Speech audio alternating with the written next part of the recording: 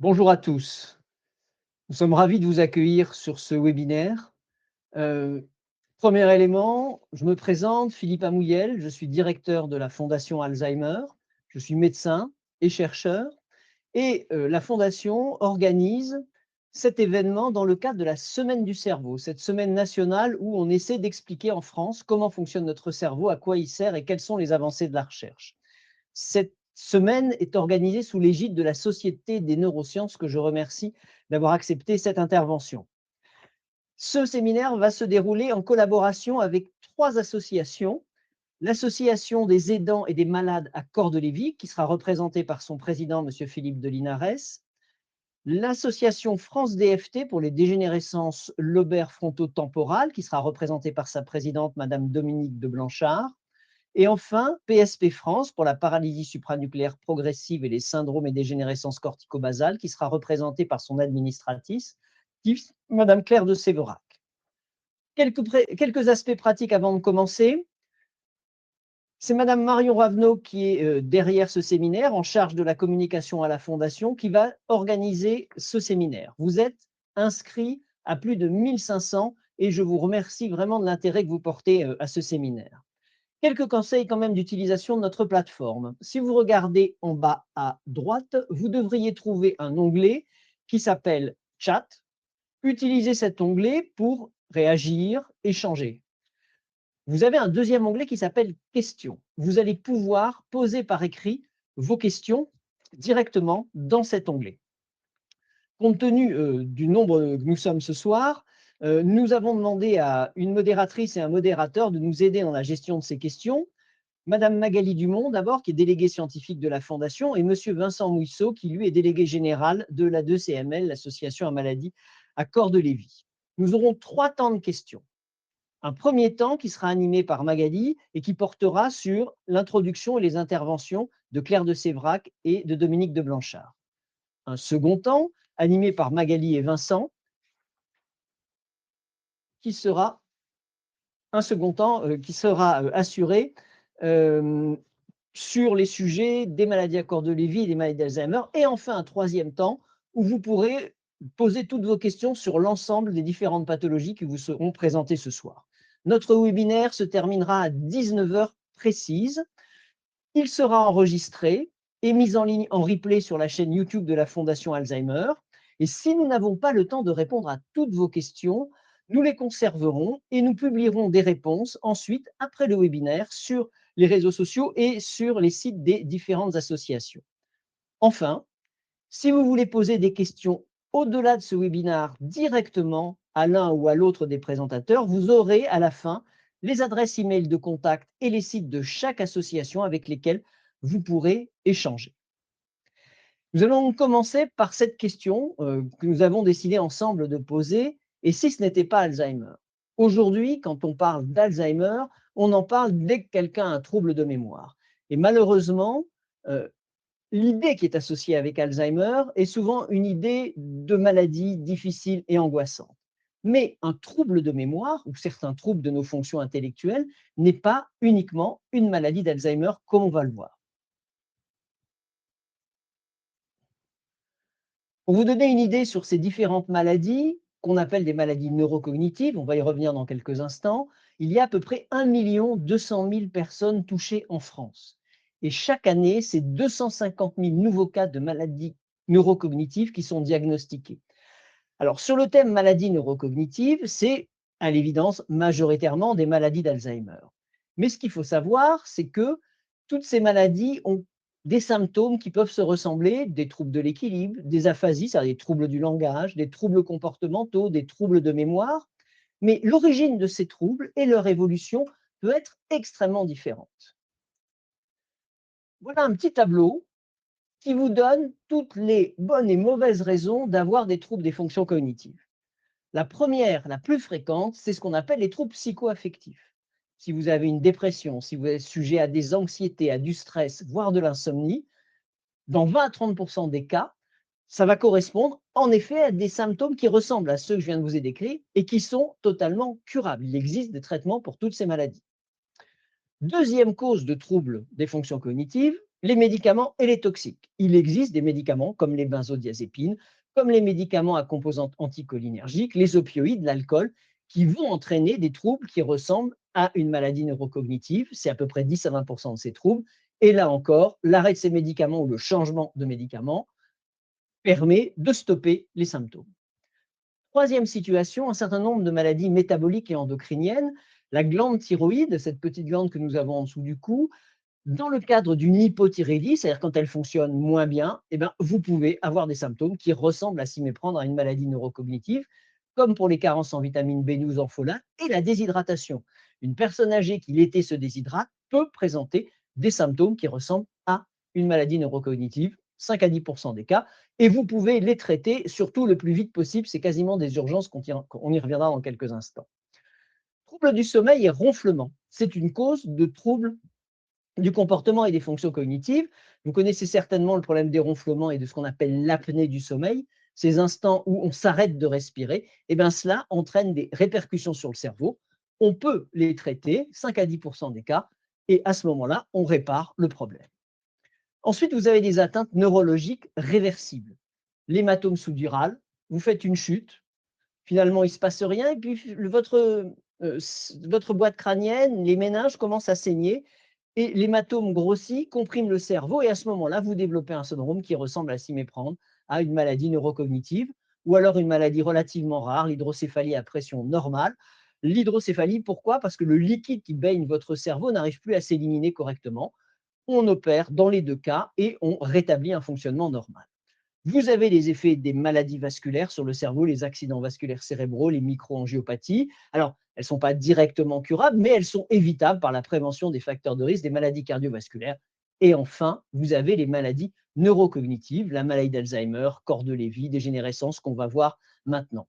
Donc, si vous regardez bien, lorsque vous avez un trouble de la mémoire, par exemple, pensez pas tout de suite à Alzheimer. Une fois sur deux, il existe une cause curable. Donc, c'est pour ça que si des symptômes apparaissent chez vous-même ou chez un proche, il est important de consulter un médecin pour résoudre le problème au moins une fois sur deux et ensuite faire un diagnostic assez tôt, en particulier quand ces troubles entraînent des problèmes dans votre vie sociale. Vous ratez un rendez-vous, vous ne reconnaissez plus quelqu'un, vous avez complètement oublié quelque chose. Consultez, c'est peut-être simplement une dépression, c'est peut-être parce que les médicaments que vous venez de prendre pour vos allergies ont des effets anticholinergiques et réduisent votre façon de fonctionner, et ce sera un élément extrêmement important. Et si c'est une maladie neurocognitive, il est important de savoir laquelle. En effet, sur ces maladies, on connaît en général quasiment uniquement la maladie d'Alzheimer. Pourquoi? Parce que c'est la plus fréquente. À peu près 60% de ces maladies neurocognitives sont une maladie d'Alzheimer. Mais vous allez voir qu'il existe d'autres formes, le syndrome corticobasal, les aphasies primaires progressives, les paralysies supranucléaires, alors des noms barbares, mais qui correspondent à des entités avec des fréquences, bien sûr, moindres que celles de la maladie d'Alzheimer. Parmi elles, la plus fréquente après la maladie d'Alzheimer, c'est la maladie à corps de Lévy, pardon, puis les dégénérescences frontotemporales, les dégénérescences corticobasales, une autre forme, et enfin, dans certaines maladies de Parkinson, il existe le développement d'un syndrome neurocognitif également. C'était important d'en parler et nous sommes vraiment ravis que vous soyez venus si nombreux pour écouter. Pourquoi? Parce qu'un diagnostic change une vie. Un diagnostic change une ambiance dans une famille. Quand brutalement vous voyez qu'un de vos proches a des troubles du comportement, vous demandez si il se passe quelque chose qui ne vous aime plus. Souvent, c'est associé à une maladie neurocognitive ou un trouble des fonctions cognitives qui peut être curable une fois sur deux. Donc, il est important d'avoir un diagnostic, une orientation adaptée, une prise en charge spécifique. Et puis surtout, vous verrez, il existe énormément de travaux de recherche qui sont porteurs d'espoir. Les associations partenaires, la Fondation Alzheimer, que j'ai l'honneur de diriger, c'est une fondation qui est dédiée à la recherche et à la sensibilisation sur les maladies neurocognitives, et en particulier, bien sûr, l'Alzheimer. L'A2MCL, présidée par Philippe de Linares, elle est dédiée à la maladie à corps de Lévy. France DFT, présidée par Dominique de Blanchard, est consacrée aux dégénérescences frontotemporales. Et enfin, Claire de Sévrac, administrative de PSP France, pour paralysie supranucléaire progressive, est spécialisée dans ces maladies et ainsi que les syndromes et les dégénérescences cortico-basales. Voilà donc quelques éléments de présentation. Nous allons maintenant passer en revue ces différentes maladies. Vous allez mieux comprendre, vous allez voir ce qui se passe, ce qui se cache derrière ces différentes maladies. Et j'appelle maintenant Claire de Sévrac.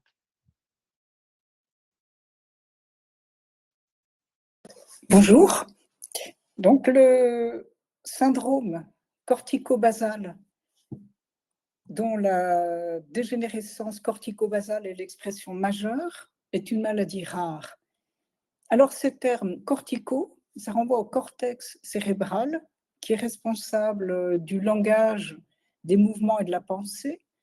Et le terme basal renvoie aux ganglions de la base ou noyaux gris centraux qui sont impliqués dans les mouvements. Alors, comment se manifeste cette maladie? En premier lieu, par des symptômes asymétriques entre les parties droite et gauche du corps. Et ils durent tout au long de la maladie. Alors, ça touche d'abord les membres supérieurs, c'est comme si la main n'existait pas. Et puis un bras qui ne répond plus. Et avec une progression insidieuse vers les autres membres. Il y a une difficulté à effectuer des mouvements volontaires. C'est une atteinte qui est tôt dans la maladie. Les gestes, donc pour démarrer les mouvements, coordonner les mouvements, les rendre fluides, organisés. Et le langage, chercher ces mots, est très démonstrateur. Alors, sur un côté du corps, raideur, des gestes maladroits et incontrôlés, une lenteur, des contractures douloureuses, des tremblements fréquents, et une évolution cognitive, j'ai parlé déjà du langage, une baisse progressive de l'attention et de la concentration, des phrases plus pauvres, une rigidité mentale, de l'apathie. Voici les symptômes qu'on peut constater. C'est une maladie sporadique, c'est-à-dire qu'elle atteint des individus isolés, elle n'est pas héréditaire. Alors, comment se fait le diagnostic et la prise en charge? Le diagnostic se fait par examen neurologique, IRM, test cognitif, examen complémentaire. C'est vraiment bien de consulter le centre de référence ou l'hôpital de proximité, qu'on appelle centre de compétences, et qui connaît bien la DCB, la dégénérescence cortico-basale, le syndrome cortico-basal. Alors, c'est une maladie rare. Il y a de 1500 à 3000 malades en France, autant d'hommes que de femmes, avec un début vers 60-70 ans, donc ça ne touche pas les personnes jeunes. La dégénérescence cortico-basale est liée à une accumulation anormale de la protéine Tau. Malheureusement, il y a peu de recherches sur cette maladie.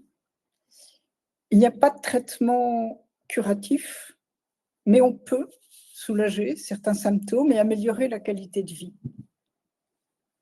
Par la kinésithérapie, l'orthophonie, le travail de la motricité fine, tout cela au moins 2 fois par semaine auprès de soignants qui sont formés aux maladies neurologiques.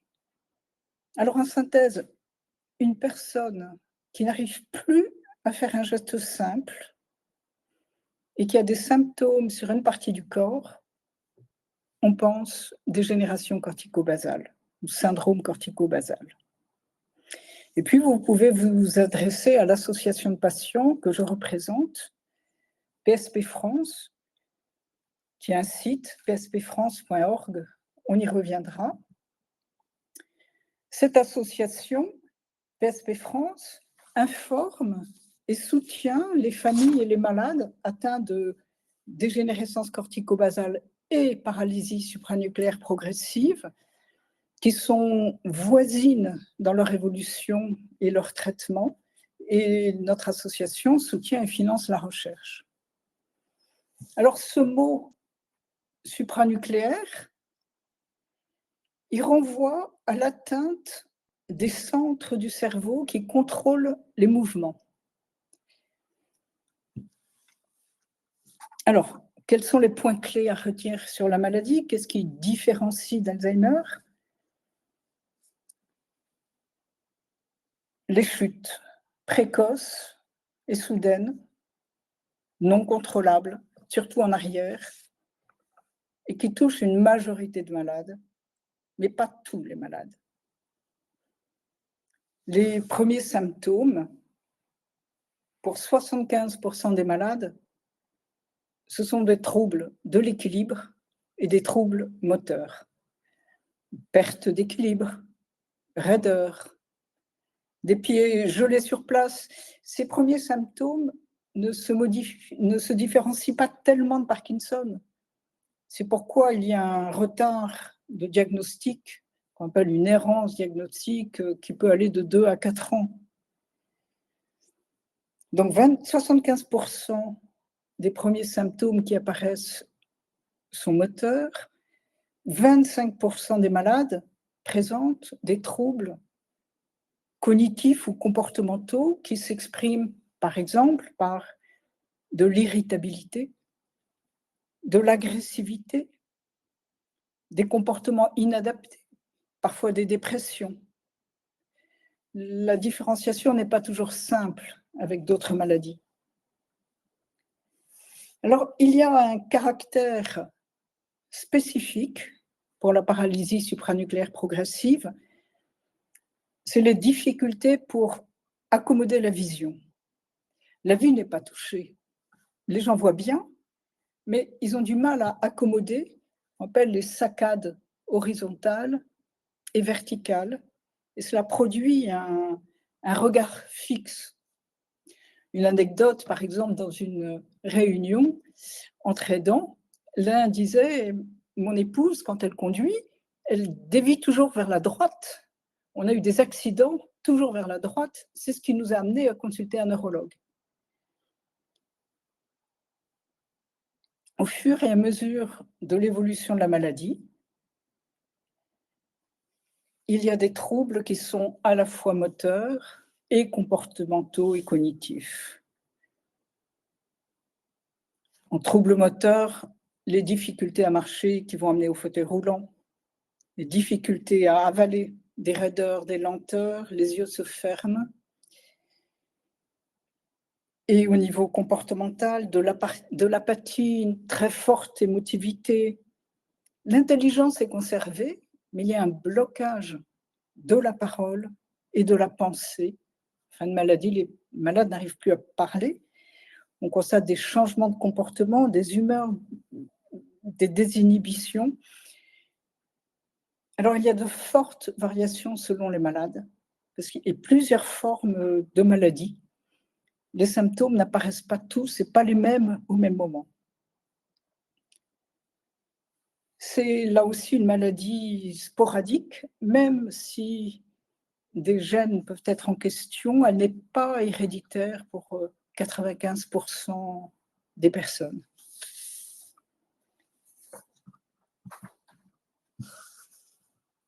J'ai évoqué l'errance diagnostique de 2 à 4 ans, et là aussi, il est très important de prendre rendez-vous après avoir vu fréquemment un neurologue de ville auprès de l'hôpital, centre de référence ou de compétences, parce qu'ils connaissent bien cette maladie.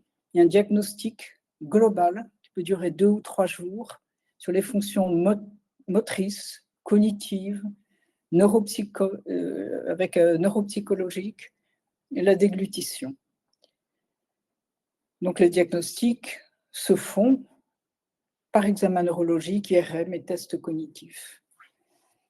Alors, c'est une maladie rare, mais elle touche quand même de 6 à 10 000 personnes. La fourchette est très grande parce que le diagnostic, tout le monde n'est pas diagnostiqué. Il y a autant d'hommes que de femmes, et le début est vers 55-65 ans en moyenne. Un indicateur aussi, quand il y a pu y avoir un début de traitement pour Parkinson, est la non-réponse à la dopamine ou à l'évodopa. La PSP la paralysie supranucléaire progressive, comme la maladie précédente, est liée à une accumulation anormale de la protéine Tau, qui produit un dysfonctionnement dans les cellules de cerveau, et ce qui entraîne une dégénérescence. Il n'y a pas de traitement curatif. Alors, vous avez le programme national de diagnostic et de soins qui est disponible sur le site de la Haute Autorité de Santé, destiné aux médecins, et il préconise la prise en charge thérapeutique. Il indique de ne pas donner de traitement antipsychotique, parce que dans les troubles comportementaux, il peut y avoir des formes dépressives. Donc c'est un point qui est important. Les traitements complémentaires viennent pour soulager certains symptômes, améliorer la qualité de vie. La kinésithérapie est très importante. L'orthophonie, aussi bien pour le langage, les troubles cognitifs, pour la déglutition. La méthode LSVT qu'on peut synthétiser comme parler fort est un véritable outil, ainsi que la rééducation fonctionnelle. Donc il y a beaucoup de choses à faire. Et je voudrais citer aussi l'importance d'un accompagnement psychologique, tant du malade que du proche aidant. Ce sont des maladies qui sont très impactantes pour la famille, qui demandent une vigilance constante quand la dépendance s'installe, mais même avant. Donc vraiment, pour toutes nos maladies neurologiques, bien, penser à un accompagnement psychologique, c'est un véritable outil, une véritable aide. Alors, des essais cliniques sont en cours. Il y a beaucoup de recherches en France et à l'international, mais on est loin encore d'avoir un médicament, traitement curatif. Alors, il y a des protocoles, des essais cliniques qui sont en phase d'expérimentation de médicaments, comme le protocole Prosper ou AZP 2006, et qui vise largement à ralentir la progression de la maladie. Il y a aussi des essais plus ciblés sur certains symptômes, comme la rivastigmine, pour essayer de limiter les chutes. Donc la recherche avance, mais il faudra encore du temps. Enfin, pour la paralysie supranucléaire progressive, comme pour la dégénérescence cortico-basale ou le syndrome, vous pouvez avoir recours à des références sur le site pspfrance.org, sur des vidéos sur YouTube, par exemple, Pas seul face à la PSP. Et puis, vous pouvez nous joindre par mail, poser vos questions et nous vous répondrons. En transition avec l'intervention suivante, donc je dirais que la paralysie supranucléaire progressive et la dégénérescence cortico-basale font partie d'un groupe de 4 maladies qui se rassemblent sous le terme de dégénérescence lobaire frontotemporale. Et nous partageons le même centre de référence qui est nommé démence rare et précoce. Merci et à tout à l'heure pour les questions.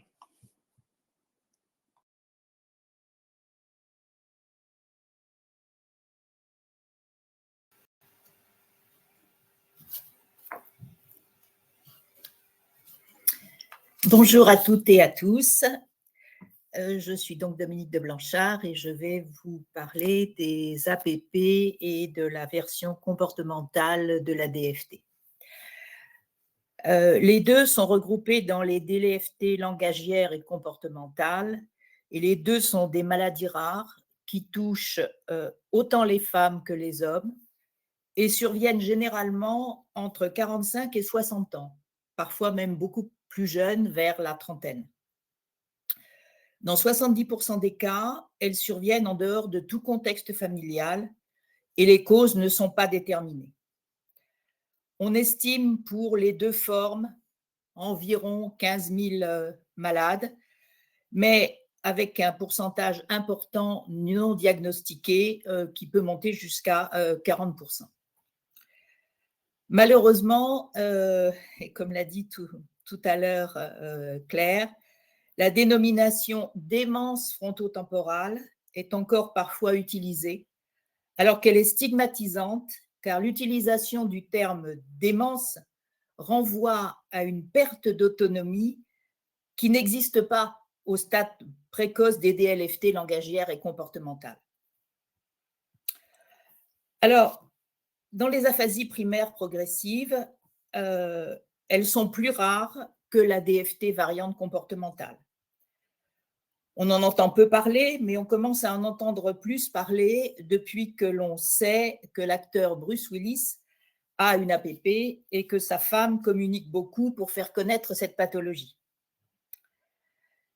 Les lésions cérébrales des APP sont situées principalement dans le lobe temporal gauche et elles sont liées à des taux de protéines anormaux, principalement la protéine Tau et la TDP43. Il existe 3 variantes d'aphasie primaire progressive.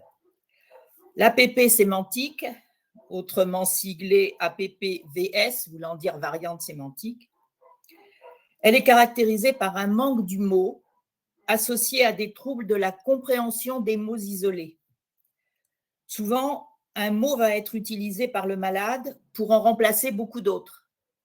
Votre fille a une nouvelle robe et votre mari va lui dire « Ah tiens, tu as de nouveaux cheveux ». Pendant un certain temps, le mot robe va être remplacé ou tout autre mot va être remplacé par le mot cheveux. La perte est celle donc du sens du mot. Cela entraîne des difficultés également à reconnaître les personnes et les objets familiers. Et s'y ajoute une perte d'empathie et l'apparition d'égocentricité. L'APP logopénique, elle se manifeste par un manque du mot dans le discours spontané. Ça va être ce que l'on appelle le phénomène du mot sur le bout de la langue. On l'a, mais on le cherche. La perte du mot est donc différente de la perte du mot de l'APP version sémantique. Le sens du mot est toujours connu, mais on ne le trouve plus. Elle est due à un manque d'accès au lexique mental et une atteinte de la mémoire de travail verbal. Le malade peut également utiliser un mot phonétiquement proche de celui qu'il voudrait utiliser. Par exemple, bateau à la place de gâteau, ou inversement. Cela entraîne pour lui aussi la difficulté de compréhension de la phrase qu'il entend et sa difficulté à répéter des phrases longues. La troisième forme est l'APP non fluente ou agrammatique. Elle altère, comme son nom l'indique, l'utilisation de la grammaire, la formation des phrases et affecte les sons des mots, l'articulation et l'élocution. Elle comporte des troubles de séquençage des phonèmes, c'est-à-dire le découpage par syllabes tel que pratiqué quand on apprend à lire B-A-B-A, et des troubles de la formation des phrases. Il faut noter que dans les 3 variantes, on retrouve des symptômes comportementaux comme le repli sur soi, l'apathie. La perte d'empathie est également très souvent présente. Certains malades ont en plus des troubles d'aphasie, des troubles de dysarthrie, c'est-à-dire des troubles dus à une faiblesse ou à un manque de coordination des muscles qui sont impliqués dans la production verbale. Et les malades qui présentent ces 2 particularités ont également de graves troubles à l'écrit et peuvent petit à petit cesser de parler. Alors, il faut dire que le processus dégénératif s'étend au fil du temps vers les autres composants du langage. En ce qui concerne le diagnostic, Ces pathologies sont mal diagnostiquées, souvent prises pour une maladie d'Alzheimer, alors que la mémoire n'est pas affectée. Par exemple, le malade d'une forme sémantique peut être incapable de vous donner la bouteille d'eau que vous lui demandez, car il ne comprend plus le sens du mot bouteille d'eau, mais parallèlement, il va vous réciter une fable de La Fontaine en entier. L'errance de diagnostic est souvent de l'ordre de 3 à 5 ans, parfois plus. Le diagnostic est posé par un neurologue et idéalement dans l'un des 18 centres experts établis dans toute la France. Il comprend un examen basé sur les critères internationaux de Gorno-Tampini, datant de 2011. L'examen doit être assez long, car il comprend différents types de tests basés sur l'écoute du patient, tels que l'analyse du discours spontané, la description d'une image, la répétition de mots et de phrases, la dénomination d'objets, la définition des mots. Il devrait aussi toujours comprendre le témoignage de l'aidant familial qui vit avec le malade et voit son évolution au jour le jour, et qui, par son témoignage, peut fournir des informations importantes au neurologue. Concernant l'imagerie, l'IRM est systématique, tout au moins dans les centres précités, pour écarter, entre autres, d'autres processus non dégénératifs ayant pu entraîner des troubles du langage, par exemple une tumeur cérébrale ou un traumatisme crânien. Dans le cas d'un malade de moins de 50 ans, et s'il y a des antécédents familiaux neurologiques, un conseil génétique est recommandé. En ce qui concerne la prise en charge, il n'existe aucun traitement curatif. La prise en charge est symptomatique pour ralentir l'évolution. Rééducation orthophoniste, suivi neuropsychologique, participation à des ETP, kinésithérapie, musicothérapie.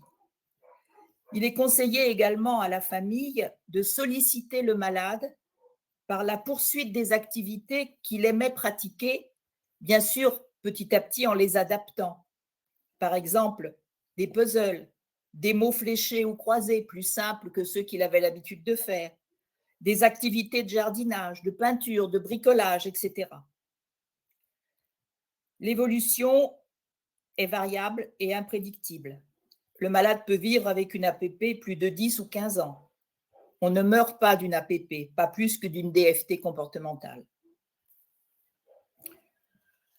En ce qui concerne la recherche, en dehors de la génétique dont je parlerai un petit peu tout à l'heure, parmi les recherches cliniques, il faut noter les espoirs thérapeutiques qui sont actuellement suscités par des techniques de stimulation transcrânienne.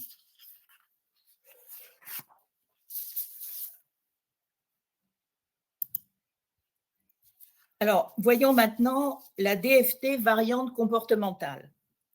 C'est la plus courante et la plus lourde des DLFT. Elle est caractérisée par des changements de comportement et de la personnalité. Et les lésions se situent dans les lobes frontaux responsables des fonctions cognitives.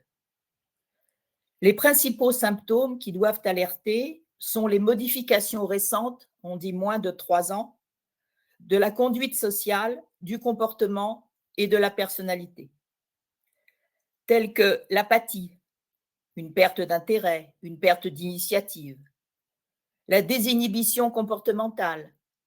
Le malade perd le contrôle du comportement en société et agit de façon impulsive, on dirait sans filtre. Par exemple, il va chantonner dans une réunion de travail ou lors d'obsèques, faire des réflexions déplacées, voire uriner en public. La perte d'empathie et la perte de conscience de soi. Cette dernière ne permet plus au malade de se rendre compte des modifications de ses comportements et entraîne une anosognosie. Mais non, je ne suis pas malade, je n'ai rien, je ne suis pas malade. Ensuite, on trouve les persévérations. Alors, c'est-à-dire les mouvements répétitifs, des comportements ritualisés. Par exemple, vous avez chez vous un piano qui est ouvert en permanence.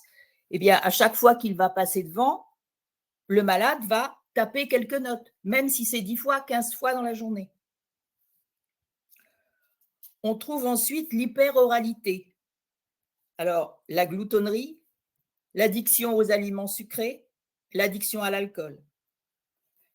Et enfin, le déficit des fonctions exécutives, c'est-à-dire les difficultés à élaborer des stratégies, à gérer les priorités, à exécuter dans l'ordre des tâches habituelles pour réaliser une action.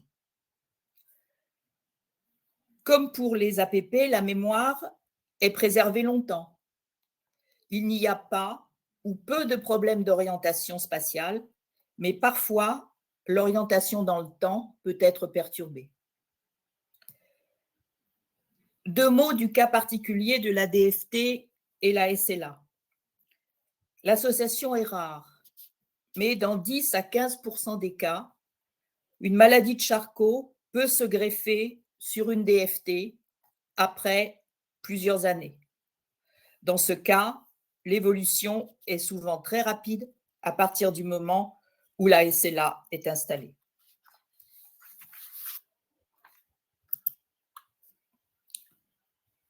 Parlons maintenant du diagnostic. Il est complexe et mobilise différentes expertises. L'errance de diagnostic dans les DFT comportementales est souvent supérieure à 5 ans et on estime que 40% des DFT variantes comportementales ne sont pas diagnostiquées. L'une des raisons principales est que certaines modifications du comportement, comme l'apathie, peuvent faire penser à une dépression résistante et le malade va être suivi en psychiatrie pour une dépression et on va lui donner des médicaments qui ne vont faire qu'aggraver son cas. C'est pour ça qu'il est important de noter que contrairement aux patients déprimés, le patient qui a une version comportementale de DFT et donc qui a une apathie n'est pas triste. Le malade DFT n'est pas triste. Les critères diagnostiques requièrent l'apparition récente de 3 à 6 au moins, enfin de 3 au moins des 6 symptômes énoncés tout à l'heure. Et ces symptômes ont été élaborés par le consortium international FTDC. Idéalement, comme pour les APP, le diagnostic est à faire ou à confirmer dans un des 18 centres spécialisés. Il existe, qui peuvent être utilisés par les médecins traitants, des questionnaires dédiés, comme l'échelle Daphné. L'échelle Daphné qui veut dire désinhibition, apathie, persévération, hyperoralité, négligence et empathie. Ou bien l'échelle EDF, échelle de dysfonctionnement frontal. Comme pour les APP, une IRM et des prélèvements biologiques sont également recommandés. Les textes génétiques sont également inclus, obligatoirement quand il y a des antécédents familiaux, une DLFT par exemple, mais aussi toute maladie neurodégénérative. Et ils sont recommandés si la famille n'a pas d'informations sur les antécédents des aïeux. La prise en charge. Alors, je dirais à nouveau que l'évolution est variable et imprédictible.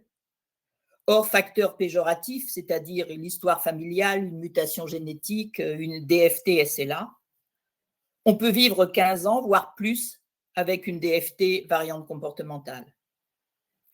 Il n'y a pas de traitement spécifique médicamenteux. Tout ce qu'il faut faire, c'est rechercher et évincer les facteurs susceptibles d'exacerber les troubles du comportement. Chaque fois que possible, donc, ce sont les interventions non médicamenteuses qui sont privilégiées, comme dans les formes d'APP. Néanmoins, il faut noter que dans les ETP, que dans la variante comportementale, les ETP sont très difficiles à entreprendre à cause d'une très forte agnonosie et des troubles du comportement. Pour les troubles du comportement, des inhibiteurs de la recapture de la sérotonine sont également prescrits. La personne atteinte de DFT est vulnérable dès le début de la maladie, avec des risques sociaux et pénaux potentiels importants. Et les mesures médico-sociales et de protection juridique font donc une partie intégrante de la prise en charge dès le diagnostic posé. 2 mots sur la recherche. La recherche clinique permet d'établir des échelles d'évaluation. La recherche génétique permet de découvrir de nouvelles mutations génétiques. Elle étudie aussi les gènes communs à plusieurs pathologies. Enfin, il faut savoir que seul l'examen neuropathologique au microscope des tissus des lobes frontaux et temporaux peut confirmer le diagnostic précis d'une forme de DLFT et encore plus son caractère génétique qui peut ne pas avoir été décelé par l'analyse sanguine ou la ponction lombaire. Merci beaucoup. Merci beaucoup Dominique et merci Claire. Claire d'ailleurs, si vous voulez nous rejoindre sur la scène ainsi que Philippe. Alors moi je suis Magali, je vais être votre porte-parole ce soir. Je suis déléguée à la Fondation Alzheimer. Et donc je vais poser vos questions et déjà je vous remercie pour toutes les questions qui sont arrivées jusqu'à présent. Et peut-être commencer par une question, j'ai envie de dire un peu de base. Philippe, l'audience se demande quelle est la différence entre une maladie neurodégénérative et une maladie neurocognitive, parce que finalement, on peut se poser la question, est-ce qu'une maladie de Charcot, est-ce que l'épilepsie sont des maladies neurocognitives? Comme ça, au moins, on pose le cadre et c'est plus simple pour comprendre la suite. Oui, c'est vraiment important. Je crois que c'est Claire qui a dit ça, ou Dominique. Dans le temps, les pays anglo-saxons continuent à utiliser, on utilisait le terme de démence. Un terme qui est extrêmement connoté, qui ne ressemble pas du tout à la variété des symptomatologies que vous avez vues là. Donc, toutes ces maladies dont on vous a parlé touchent les fonctions intellectuelles supérieures qu'on définit comme la cognition. Donc, c'est pour ça qu'on appelle ces maladies neurocognitives. Elles ont quand même un point commun, c'est que pour beaucoup d'entre elles, on n'en connaît pas la cause. C'est pour ça qu'on a un terme bateau qui dit neurodégénérescence pour les maladies neurocognitives. Mais il existe d'autres maladies neurodégénératives qui sont des maladies qui touchent notre système nerveux, comme par exemple la maladie de Charcot, mais qui n'ont pas d'incidence cognitive, à l'exception près de certaines démences frontotemporales qui vont avoir une composante de type Charcot. Donc, dans ce contexte, une maladie de Charcot est une maladie neurodégénérative, oui, mais dans la grande majorité, il n'est pas une maladie neurocognitive, elle ne touche pas les éléments de la cognition qui, eux, sont avec un chef de file, malheureusement, qu'on appelle la maladie d'Alzheimer. Merci beaucoup, Philippe. Alors, une question pour Claire. Vous nous avez parlé des atteintes en lien avec l'accumulation de la protéine Tau, mais on sait que la protéine Tau est aussi impliquée dans la maladie d'Alzheimer. Donc, si on la détecte chez un patient, comment on sait si c'est une dégénérescence cortico-basale ou une maladie d'Alzheimer, sachant que le marqueur est le même? Alors, la recherche sur les marqueurs permettant de différencier les maladies est importante et c'est un secteur qui est en cours et qui est en développement. Aujourd'hui, ce qu'on peut dire, c'est que c'est vraiment le diagnostic médical approfondi avec IRM et avec les examens cliniques, avec les tests cognitifs, avec les examens complémentaires qui vont permettre d'identifier la maladie en question. Et puis, à nouveau, les tests cliniques, les observations cliniques, avec, pour la dégénérescence cortico-basale, un côté du corps qui est atteint, les difficultés de faire des gestes simples, ce sont là les indicateurs qui vont permettre d'aider à poser le diagnostic. Donc, c'est finalement une combinaison entre les résultats de l'imagerie et des examens cliniques. Donc, ça, oui, c'est effectivement très, très clair. Et on a vu dans vos exposés que les examens cliniques, finalement, enfin, que les signes cliniques sont finalement très différents d'une maladie à l'autre. Alors, une autre question qui est plutôt en lien avec les aidants. Vous avez parlé, Dominique et vous, du déni. Comment fait-on pour aider un patient par exemple, lui proposer un soutien psychologique ou pour l'accompagner lorsque ce patient ne se rend pas compte de son état et voire même peut avoir un comportement hostile en quelque sorte. Oui, alors il y a plusieurs formes de déni. Et parfois les familles ont tendance à mettre une connotation négative. Alors le déni va recouvrir aussi des peurs qui peuvent être présentes chez le malade, chez son entourage. Et puis le déni peut être aussi une manifestation de volonté de lutte contre la maladie. Donc c'est assez difficile pour l'entourage de savoir quelle position adopter, mais se garder d'avoir une posture un peu négative au début, ça peut être un véritable outil à un moment donné pour le malade qui au fond de lui sait qu'il est malade. Je parle là pour les maladies que je connais mieux, hein, et qui va l'aider à les confronter. Alors oui, l'accompagnement psychologique, souvent l'entrée qui est intéressante, c'est c'est de parler de la relation entre le malade et son environnement. C'est pas de dire tu as un problème, c'est comment on va faire pour aller mieux dans le quotidien ensemble et de pouvoir consulter ensemble. On a vraiment plusieurs cas sur lesquels, dans des formes de déni, ça a été vraiment intéressant. Merci beaucoup, Claire. J'ai une question pour vous, Dominique. Oui, je voudrais juste rajouter une petite chose. Je suis tout à fait d'accord avec Claire. Dire, tu vois, ça va pas très bien, on pourrait aller tous les deux voir un psychologue ou voir un neuropsychologue, s'impliquer. Et surtout, ce qui est très important, sans vouloir faire de mauvais jeu de mots, ne jamais prendre le malade de front. C'est-à-dire, s'il fait mal quelque chose, ne pas lui dire « non, c'est pas ça qu'il faut faire », mais lui dire « oui, tu vois, tu as fait comme ça, mais peut-être est-ce qu'on aurait pu le faire aussi comme ça ». Toujours trouver des biais, ne jamais être brutal, même si au jour le jour, on est confronté parfois à d'autres… Oui, j'imagine.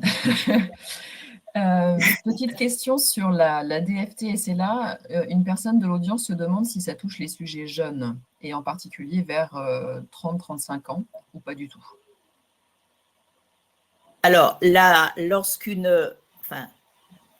SLA se greffe sur une DFT, alors je ne peux pas répondre médicalement, mais je peux répondre sur les cas que nous avons eu, dont nous avons eu connaissance par les aidants.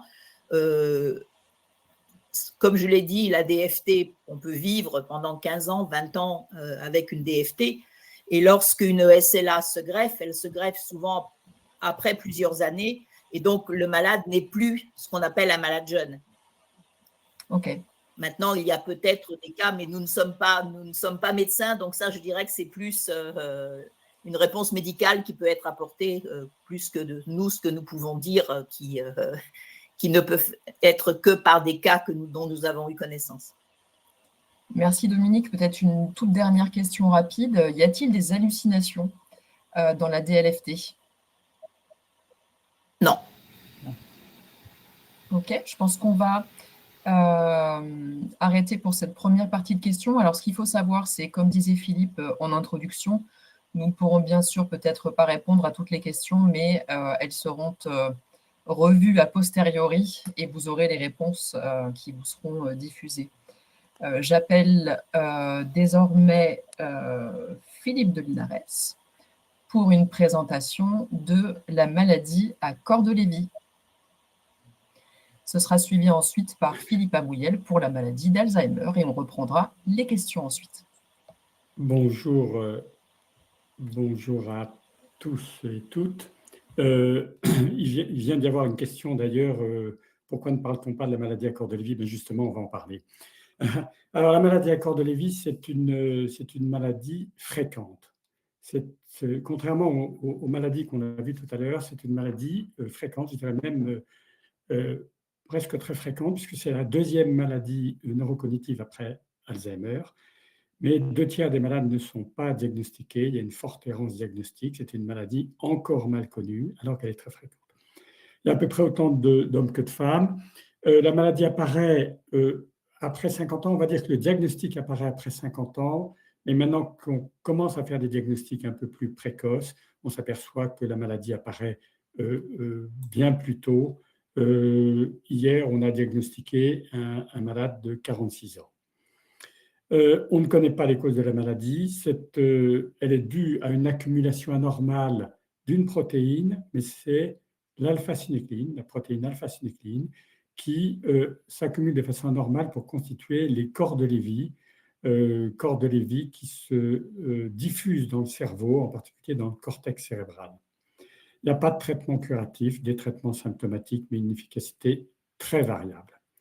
Alors, la maladie à corps de Lévy, c'est beaucoup de symptômes, et beaucoup de symptômes qui sont très divers d'un malade à l'autre. Les tableaux cliniques des malades peuvent être très différents d'un malade à l'autre, surtout en début de maladie. Il y a des troubles cognitifs, il y a toujours des troubles cognitifs, c'est une maladie neurocognitive. Les troubles cognitifs assez classiques et comme on retrouve dans la plupart de nos maladies, si je puis dire, des troubles visuospatiaux, des troubles du langage, mais ce qui est en première ligne dans la maladie à corps de Lévy, ce qui apparaît souvent en début de maladie, ce sont des troubles exécutifs et des troubles de l'attention. Un malade a du mal à se concentrer, il ne répond pas à une question parce que c'est trop fatigant pour lui de chercher la réponse, mais il l'a dans sa mémoire. Et les troubles de la mémoire sont souvent pas en première ligne, et c'est la grande différence avec Alzheimer, c'est que la mémoire reste souvent excellente très longtemps dans l'évolution de la maladie, mais c'est l'accès à la mémoire qui est difficile.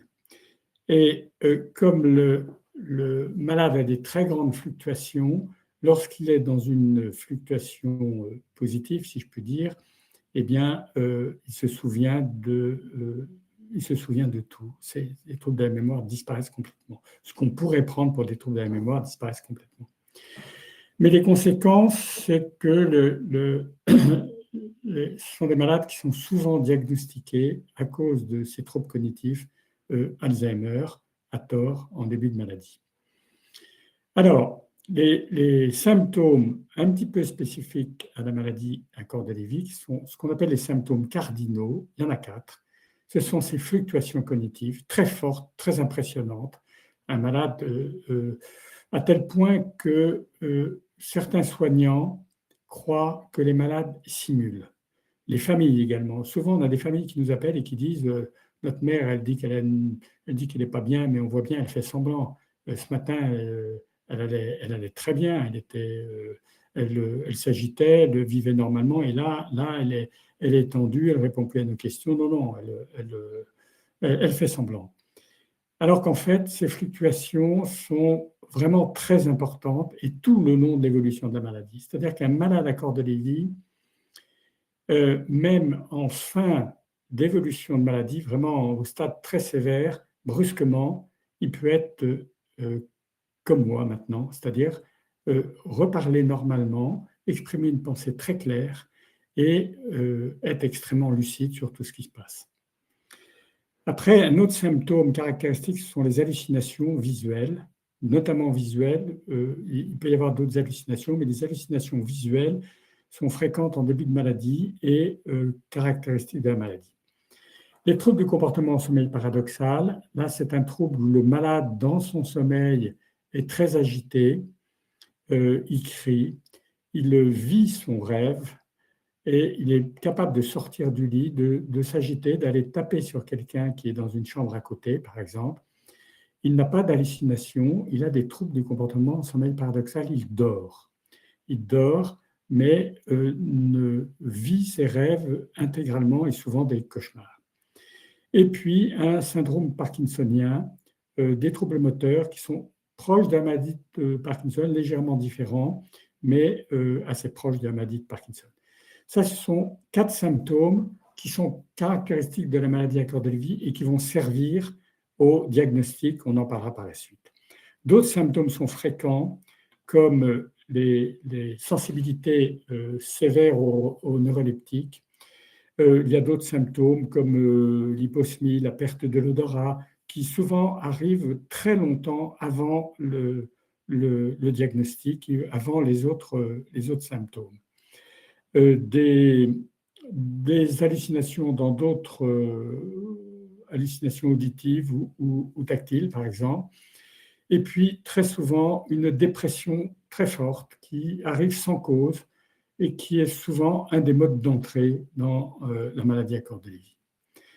Alors, le diagnostic, eh bien, c'est principalement un diagnostic clinique.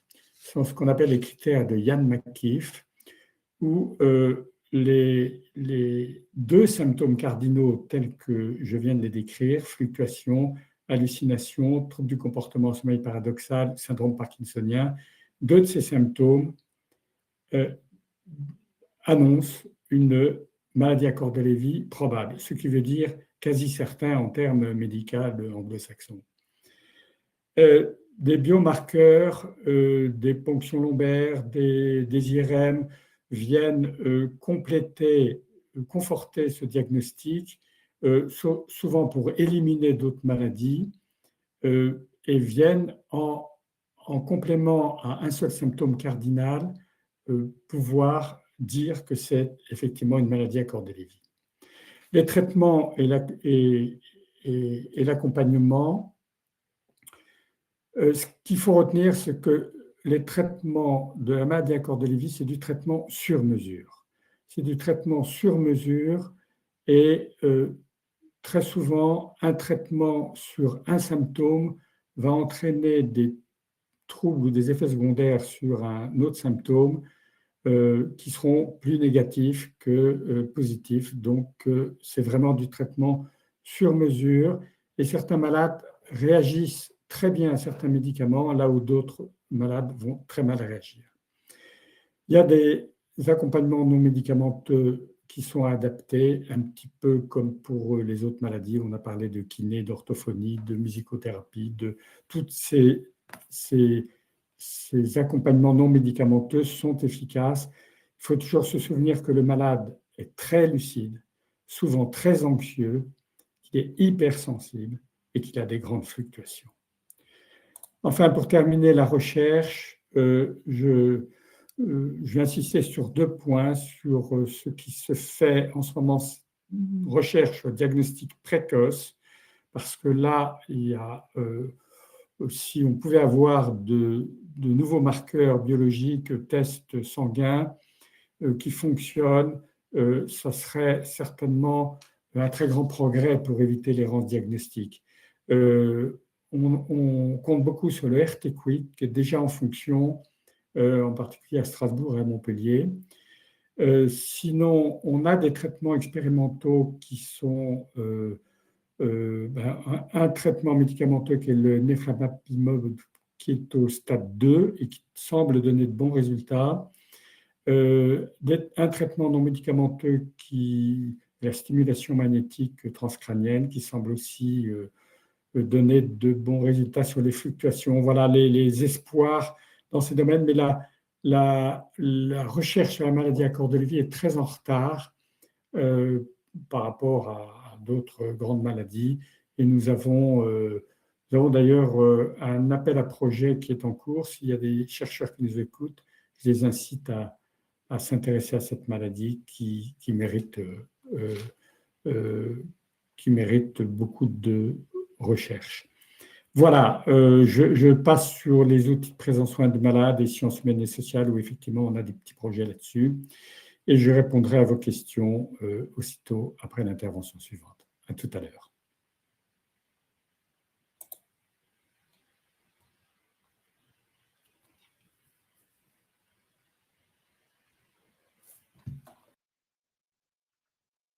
Voilà, maintenant nous allons parler de la maladie d'Alzheimer, celle qui est la plus fréquente de ces maladies neurocognitives. Je voudrais insister sur 2 choses. La première, ce sont les symptômes. On associe souvent maladie d'Alzheimer à trouble de la mémoire, à juste titre, puisque c'est le symptôme qui perturbe le plus. C'est un trouble de la mémoire qui va toucher la mémoire de travail, la mémoire immédiate. Vous dites quelque chose à quelqu'un, 5 à 10 secondes après, il ne l'a pas retenu. Il ne peut pas retenir un numéro de téléphone pour le lancer sur son téléphone. Mais ce n'est pas le seul trouble. Les mécanismes d'entrée, les symptômes d'entrée dans la maladie, peuvent être extrêmement variés. Par exemple, ça peut être tout simplement ne pas plus savoir réaliser des gestes ou des actes de la vie courante, mais extrêmement simples comme fonctionner sur sa télé et se laver les mains, des choses extrêmement simples qui généralement semblent un peu banales. L'autre élément, ce sont les troubles du langage. On l'a vu avec les autres maladies neurocognitives, il y a toujours des troubles du langage. Là, on a des manques du mot, des oublis du mot qui restent sur le bout de la langue mais qu'on ne retrouve jamais. Quelqu'un qui n'aurait pas ces symptômes pourrait retrouver un langage, pas cette maladie, pardon, pourrait trouver les mots par un rappel indicé. On fait on fait une association d'idées. Là, non, c'est un vrai trouble du langage aussi. Il y a également ce qu'on appelle les troubles des fonctions exécutives, c'est-à-dire l'exécution de certaines tâches, alors simples ou complexes, mais qu'on faisait sans y penser. Par exemple, se servir d'un micro-ondes. La personne sait que le micro-ondes sert à faire réchauffer son plat. Malheureusement, elle ne sait plus comment faire en sorte pour qu'elle puisse le réchauffer. Ce qu'on trouve aussi beaucoup, c'est des jugements amoindris. Les gens sont plus capables de faire la part des choses entre est-ce que c'est correct, est-ce que c'est pas correct, on devrait faire comme ça ou comme ci. Autre, et à chaque fois qu'on avance dans ces symptômes, on avance également parfois sur la gravité de la situation, c'est la difficulté à reconnaître les objets et les personnes. Alors à partir de 45 ans, on a tous du mal à retenir les noms propres, c'est un des éléments les plus difficiles à retenir. Mais là, les personnes ne les reconnaissent plus et ont oublié qu'elles les ont rencontrées. C'est là que la différence se fait.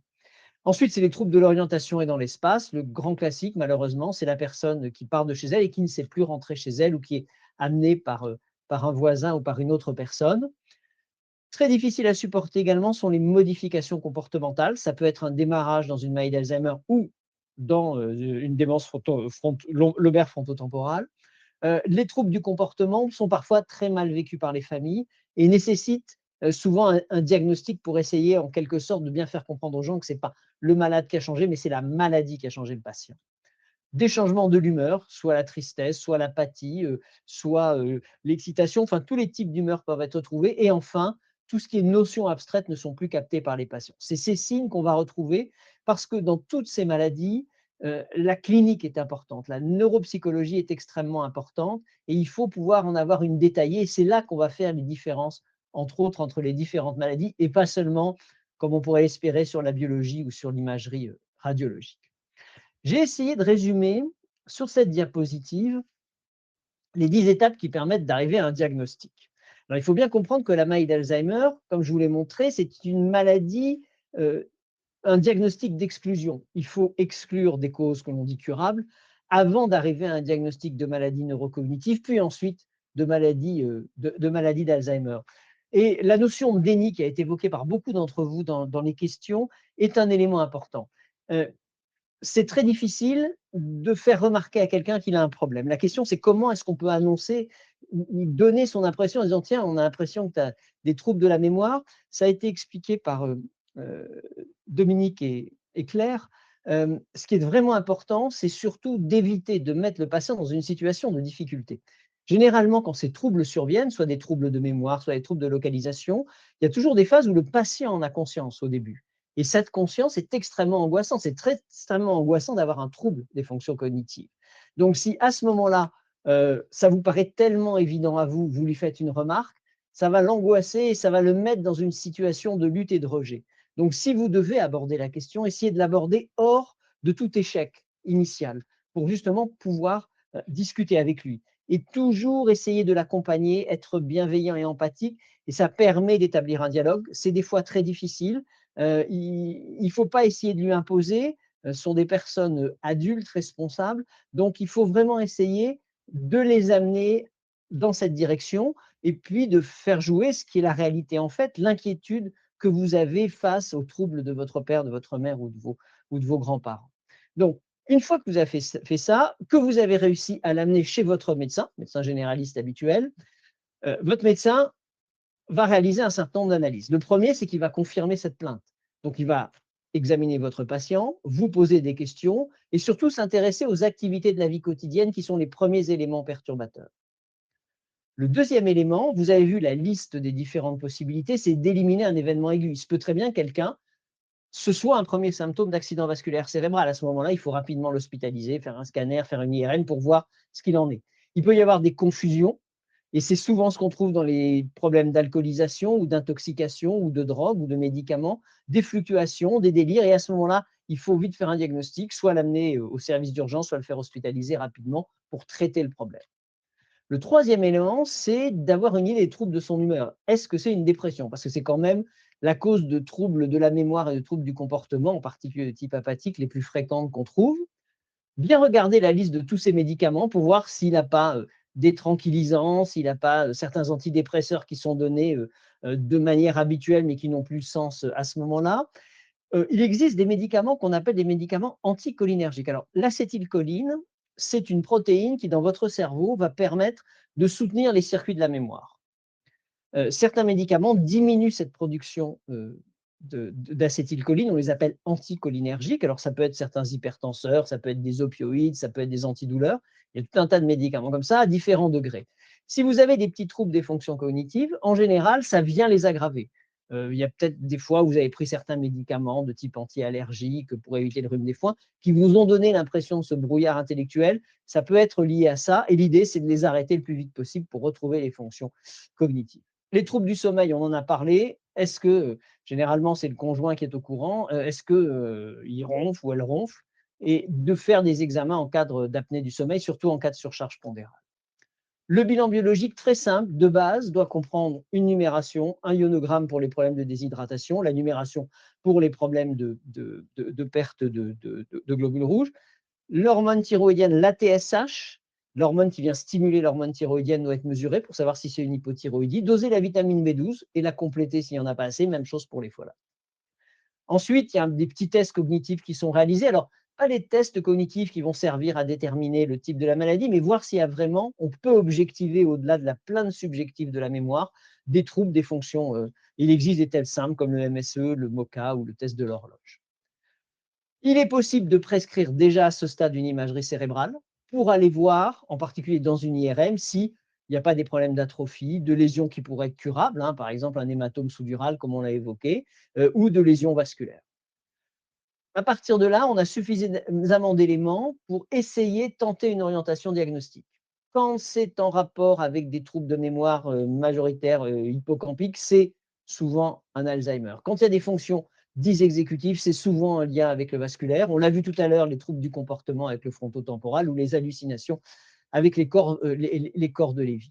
Donc ça, c'est juste une orientation. Et enfin, ce qu'il faut faire, c'est une prise en charge. Si c'est une cause réversible, comme on l'a vu, il faut la traiter. Je vous rappelle que c'est 1 fois sur 2.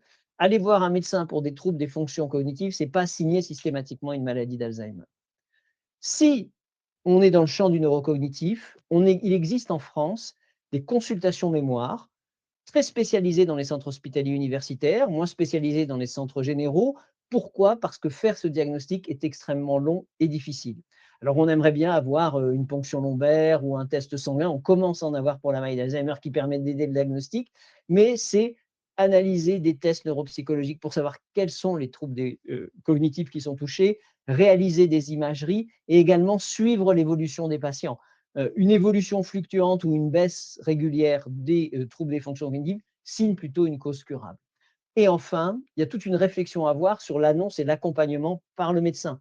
Le médecin qui est votre médecin de famille, qui vous a diagnostiqué, il doit garder son doute tant qu'il n'a pas vu un neurologue spécialiste, tant qu'il n'est pas passé, votre patient n'est pas passé dans une consultation mémoire.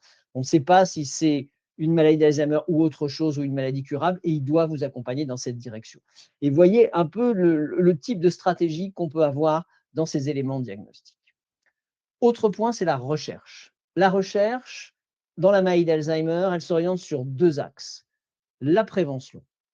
On s'est rendu compte, depuis maintenant à peu près une quinzaine d'années, que lorsque vous avez des symptômes d'une maladie d'Alzheimer, cette maladie existe depuis 10, 20, voire 30 ans avant. Votre cerveau a résisté, votre cerveau à un moment ne peut plus résister, les symptômes apparaissent. Et ne plus résister, c'est que la maladie a touché tellement de neurones que les symptômes apparaissent, vous ne pouvez plus compenser tous ces symptômes. Et on s'est rendu compte que certaines personnes commencent, hormis les formes génétiques qui commencent extrêmement tôt, qui sont des formes extrêmement rares également, certaines personnes vont commencer leurs symptômes à 65 ans et d'autres à 95 ans. Et ce qui est important, c'est de comprendre pourquoi il y a ce délai. Pourquoi? Parce que ce qu'on peut imaginer, c'est que si on arrive à repousser suffisamment tardivement ces symptômes, donc donner les outils au cerveau pour qu'il puisse résister lui-même à la maladie d'Alzheimer, ça permettrait justement de finalement faire en sorte que vous n'ayez pas les symptômes bien que porteurs de la maladie. Et quand vous avez 80 ans ou 75 ans, que vous arrivez à repousser vos symptômes encore pendant 5 ans, malheureusement, c'est malheureusement la nature, votre risque de décéder est important et vous pourriez décéder avant l'apparition des symptômes. Donc, au total, faire comme si vous n'aviez pas.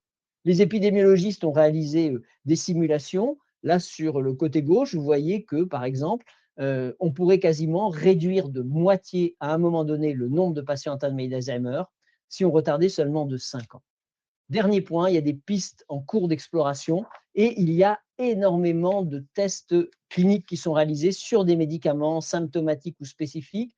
Dans le monde actuellement, 182 essais cliniques, 55 000 patients inclus dans ces essais cliniques.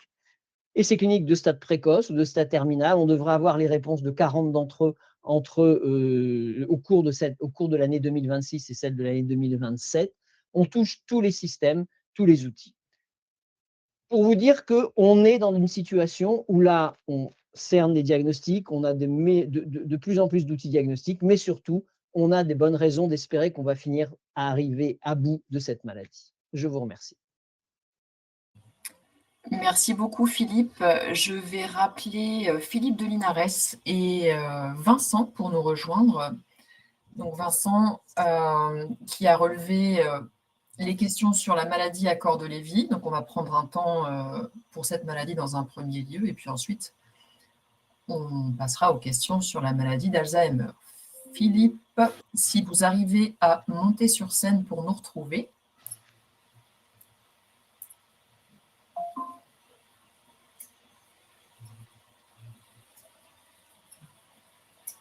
On va lui laisser quelques secondes. Si tu veux, on commence par les questions. On commence par Alzheimer, le temps de retrouver Philippe de Linares. Alors, on a, Philippe, pour toi, quelques questions. Et la première, c'est est-ce que la maladie d'Alzheimer est héréditaire?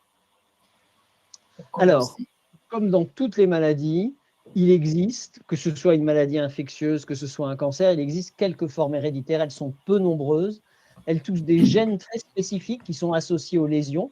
Par exemple, le gène qui commande la synthèse de la protéine amyloïde, chez certaines personnes, présente une mutation et vont se mettre à surproduire de la protéine amyloïde, ce qui va faire que la maladie d'Alzheimer va apparaître de manière très accélérée. Et c'est ce qu'on appelle souvent des formes jeunes. Elles peuvent commencer extrêmement tôt et on les retrouve au sein de la famille dans toutes les générations. Donc, c'est des formes héréditaires. Mais c'est moins de 0,1% de l'ensemble des cas de maladies qui sont des formes sporadiques. Alors, certaines personnes les développent plus facilement que d'autres, comme d'autres s'enrhument plus facilement que d'autres. C'est le même principe, parce qu'il existe ce qu'on appelle une susceptibilité génétique, mais dans ce cadre-là, ce n'est pas héréditaire à proprement parler. Alors, tu nous dis que les maladies héréditaires arrivent jeunes, et une personne de l'audience se demande, pour toutes les maladies, enfin pour toutes les formes sporadiques, du coup, à quel âge apparaît cette maladie? L'âge moyen d'apparition, c'est aux alentours de 70 à 75 ans. Autre question intéressante, est-ce qu'on peut avoir la maladie d'Alzheimer et les autres pathologies dont on a parlé ce soir, tout ça en même temps?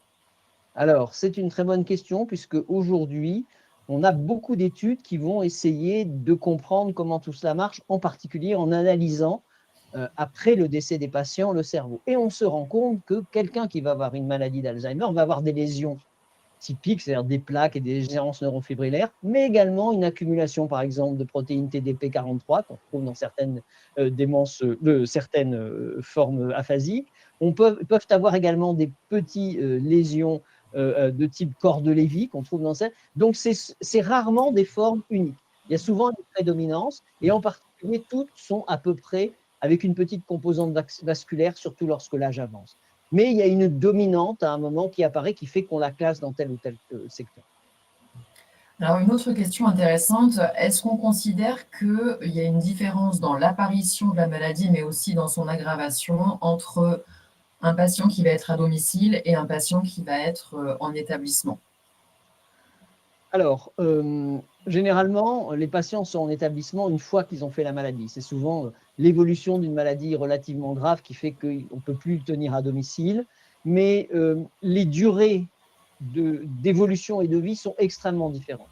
À domicile, elles sont la plupart du temps beaucoup plus longues qu'en établissement. Un des éléments essentiels dans la prévention de la maladie d'Alzheimer, dans la prévention des maladies neurocognitives, c'est l'entourage et le lien social. Donc, plus le lien social est riche, plus l'accès est important.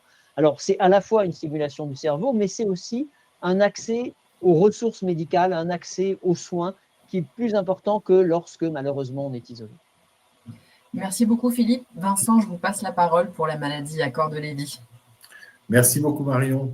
Alors, une première question concernant un symptôme qui est le syndrome de Capgras. Peut-être, Philippe, tu peux nous en dire quelques mots.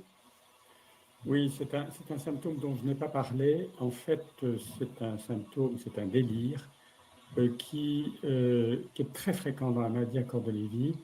Dans la maladie à corps de Lévy, il y a des idées délirantes assez fréquemment, et l'une d'elles consiste à ce que le malade prend son proche, avec qui il a une relation affective forte, il prend son proche pour un sosie.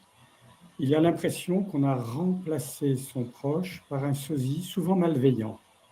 C'est-à-dire que l'épouse dit mais monsieur, vous n'êtes pas mon mari, qui êtes-vous? Vous ressemblez à mon mari, mais vous n'êtes pas mon mari, je vous demande de partir.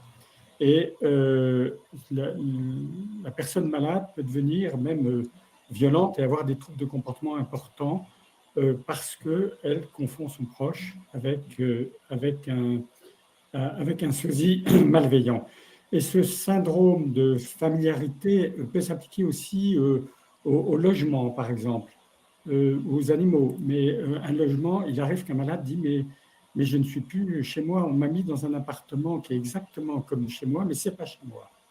Voilà, ça c'est le syndrome de Capgras, très fréquent dans la maladie à corps de Lévy et souvent très mal diagnostiqué. Autre question sur les causes du sous-diagnostic et notamment une question sur le lien entre les fluctuations et les difficultés du diagnostic. Est-ce que c'est une des causes principales ou est-ce qu'il y en a d'autres? Oui, alors la maladie, elle est sous-diagnostiquée. D'abord, c'est une maladie qui a été identifiée relativement récemment. Les premiers critères cliniques de diagnostic datent de 1996, les critères de Ian McCabe. 1996, bon, ça fait 30 ans maintenant, mais beaucoup de cette maladie finalement identifiée récemment fait que la formation des soignants est souvent très insuffisante. Beaucoup de médecins ont été peu ou très mal formés sur la maladie à corps de Lévy. Pour moi, c'est vraiment la cause principale, c'est ce défaut de formation à tous les niveaux, au niveau des soignants de base, comme au niveau de certains médecins, surtout les médecins un peu âgés qui n'ont pas subi cette formation dans leur époque. En plus, effectivement, un malade qui est vu en consultation pendant même une demi-heure, selon son état au moment de la consultation, c'est-à-dire s'il est dans une fluctuation haute, comme on dit, c'est-à-dire le médecin, même spécialiste, va se dire il va très bien. Il va très bien, il ne va pas percevoir que l'instant d'après, ou quand il sera chez lui, le malade sera dans un état bien pire. Et ça, pour ça, c'est vraiment important que les aidants soient capables de fournir des éléments d'appréciation qui peuvent être récoltés avant la consultation. D'ailleurs, sur notre site internet, on a édité avec la professeure Claire Paquet un recueil de symptômes qui permet c'est une petite fiche, qui permet à l'aidant ou au malade de décrire les symptômes qu'il a ressentis avec leur intensité, de façon à arriver en consultation avec un petit historique des symptômes, qu'on ne fasse pas un constat des symptômes uniquement pendant la consultation. Autre question sur les troubles du comportement et en particulier les troubles du comportement au sommeil paradoxal, mais pas que. Question pour savoir si le malade est conscient et se souvient de ces épisodes d'idées délirantes ou de troubles du comportement majeurs. Alors, ça dépend. Il y en a qui s'en souviennent. Ils ont vécu leur rêve, mais c'est un petit peu comme les personnes qui ne sont pas malades. Quelquefois, on se souvient d'un rêve qui a été très intense et on s'en souvient toute la journée. Alors qu'on a oublié le matin la plupart de nos rêves. C'est la même chose, et certains s'en souviennent, d'autres pas du tout. Certains s'en souviennent en disant mais la nuit dernière, il y a quelqu'un qui est venu, j'ai été obligé de le chasser. Alors qu'en fait, il se souvient de son rêve. Question aussi sur l'importance des traitements non médicamenteux dans la maladie à corps de Lévy et notamment de l'accompagnement psychologique, du soutien psychologique ou de la psychoéducation. Oui, alors là, ça c'est fondamental et je crois que c'est ce que disait d'ailleurs Dominique de Blanchard également, si je me souviens bien, un accompagnement dès le départ, dès le diagnostic, c'est tout à fait essentiel. Alors, si le malade peut avoir de l'éducation thérapeutique dès le début de maladie, là aussi, c'est déterminant dans la suite de la maladie. On constate dans l'association que les malades qui ont une bonne annonce diagnostique, à qui on a expliqué les symptômes, qui comprennent les symptômes, qui sont bien accompagnés, ces malades-là vivent beaucoup mieux et la maladie évolue beaucoup moins vite. Ça, alors, ce n'est pas une étude scientifique, mais c'est notre constat, nous, d'association, c'est qu'on voit que les patients qui sont avec nous, qui sont accompagnés depuis longtemps et qui ont été là aussi vraiment reçu une forme d'éducation thérapeutique, vont bien mieux que les autres.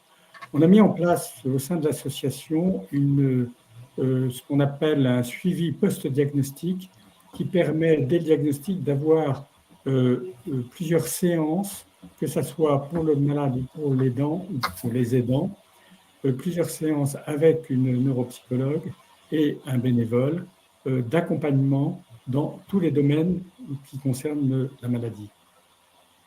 Merci beaucoup, messieurs. Je vais rappeler Claire et Dominique pour nous rejoindre pour continuer la série de questions. Et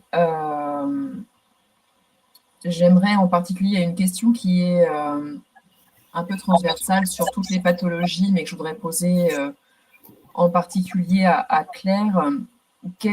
Alors, c'était une question par rapport à des étudiants qui vont devenir professionnels de santé et qui se demandent, en tant que professionnel de santé, quels conseils peut-on donner à un aidant pour, entre guillemets, gérer un patient dans les premiers stades de la maladie?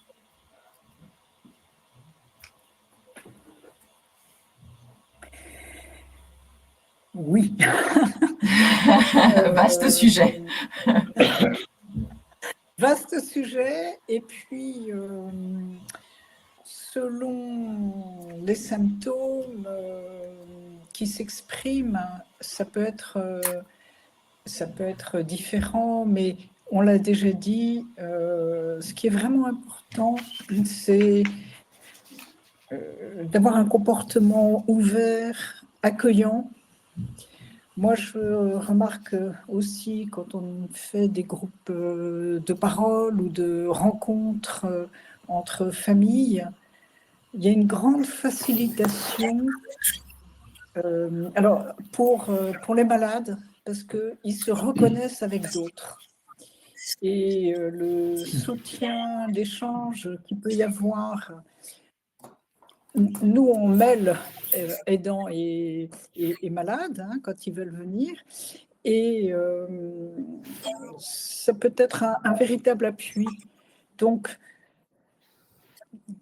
Ce qui est important aussi, c'est que les aidants, on se retrouve avec un sentiment d'isolement.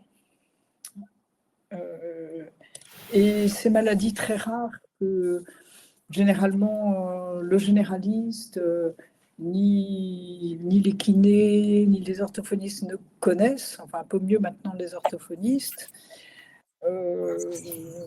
rendent les aidants très démunis. Donc vraiment un accompagnement d'écoute, de mise en lien, me semble vraiment important, de bienveillance. Mais à nouveau, il faut être, on pourrait être très très large. Non, mais c'est très Je bien, crois que c'est bien clair. le rôle des associations de patients. C'est vraiment notre rôle d'association de patients, où nous sommes tous confrontés à la maladie, soit ayant vécu ou le vivant avec notre conjoint, ou nos parents, ou nos proches. Et je crois que ça, c'est un appui pour les familles qu'elles ne vont pas trouver de la même façon dans le secteur médical. Voilà. Merci beaucoup, Claire. C'est vraiment limpide, accompagnement, bienveillance et soutien à la fois pour le malade et l'aidant. Dominique, une question beaucoup plus pragmatique. Est-ce qu'on considère que ces pathologies sont graves et est-ce qu'elles sont prises en charge à 100%? Alors oui, bien sûr, elles sont graves, et d'autant plus que, comme on l'a vu, elles touchent des personnes jeunes, donc souvent des personnes qui sont encore en activité.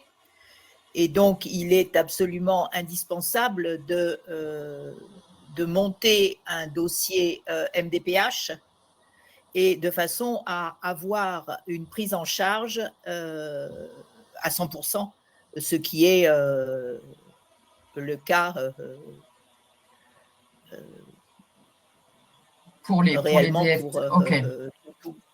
Voilà, pour les DFT, une prise en charge à 100%, et puis également avoir ensuite, avec l'évolution, faire établir un GIR pour pouvoir avoir des aides financières. Des allocations, voilà, des aides financières. Mais ce sont effectivement des maladies qui sont prises à 100%. Hein. Merci beaucoup, Dominique. Alors, une dernière question pour Philippe concernant la maladie d'Alzheimer, mais aussi pour Philippe de Linares concernant la maladie à Cordes-Lévy.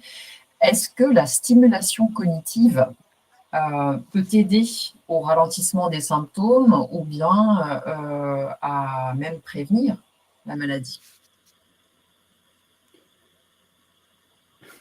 Philippe, allez-y. Je vais dire oui. Enfin, oui. Mais d'une façon très globale, pour moi, je crois que on sait que la prévention de ces maladies-là, de toutes ces maladies-là, tout ce qui est lien social et activité cognitive prévient ces maladies-là. Je parle sous votre contrôle, Philippe, mais évidemment, ça prévient ces maladies-là. Et quand elles sont là, évidemment, ça réduit l'avancée de ces maladies. Voilà, moi, c'est la perception que j'en ai, mais je ne vais pas... là, j'ai l'impression de marcher sur des plates-bandes médicales qui me dépassent un petit peu. Vous marchez sur les plates-bandes de personnes. Hein.